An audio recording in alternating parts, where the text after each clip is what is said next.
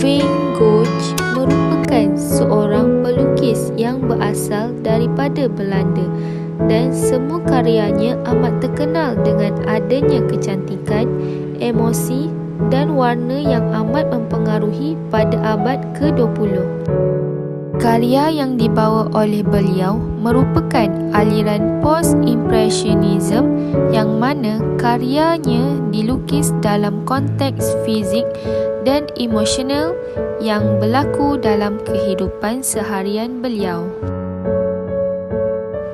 Salah satu lukisannya yang amat terkenal di mata dunia pada masa kini adalah The Starry Night.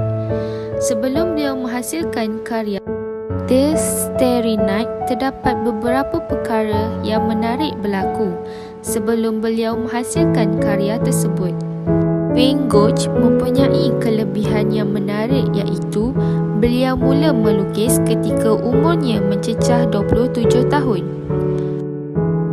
Sebelum beliau memulakan kerjayanya sebagai penggiat seni, Van Gogh telah menceburi bidang seperti guru sekolah.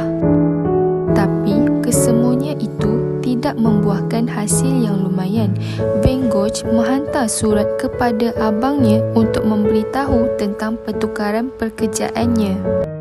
Pada tahun 1881 sehingga 1890, 900 karya seni beliau berjaya disiapkan. Kebanyakan karya yang dihasilkan oleh beliau berpaksikan kepada bunga, lakaran landscape dan dirinya sendiri. Dalam semua karya yang dihasilkan oleh beliau, hanya satu sahaja karya seni yang terjual iaitu The Red Vineyard di Belgium. Inilah karya yang dihasilkan oleh beliau. Sebelum beliau meninggal dunia, terdapat satu karya yang dihasilkan oleh Van Gogh yang mana ia merupakan karya yang paling terkenal dan menarik. Antara karya yang dihasilkan seperti The Starry Night. Di sebalik karya The Starry Night ini terdapat kisah yang menarik iaitu ia bermula sewaktu musim gugur dan musim dingin pada tahun 1888. Gogh dan Paul Gauguin tinggal dan bekerjasama untuk mengembangkan konsep warna sebagai satu simbol emosi. Meskipun produktivitinya luar biasa, Van Gogh disyaki menderita akibat ketidakstabilan mental termasuklah gangguan bipolar. Akhirnya Paul Gauguin pergi meninggalkan Van Gogh secara senyap-senyap setelah perkelahian mereka yang mana Van Gogh mengancamnya menggunakan pisau cukur, yang mana pisau tersebut digunakan untuk memotong telinga kanannya sendiri. Terusnya, pada tahun 1889, setelah beliau merasai keadaan mentalnya bertambah buruk, Van Gogh dengan sukarela menyerahkan dirinya ke sebuah hospital gila di Saint-Rémy. Selepas itu, hari demi hari keadaan mentalnya semakin stabil dan beliau dibenarkan untuk meneruskan melukis.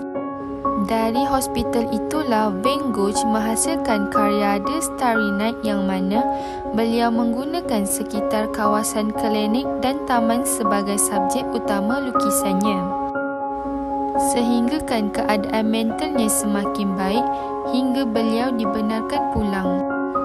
Tidak lama kemudian Van Gogh pindah ke utara di luar Paris bersama dengan doktor perawat beliau untuk mengawal kesembuhan mental Van Gogh supaya berada dalam keadaan stabil.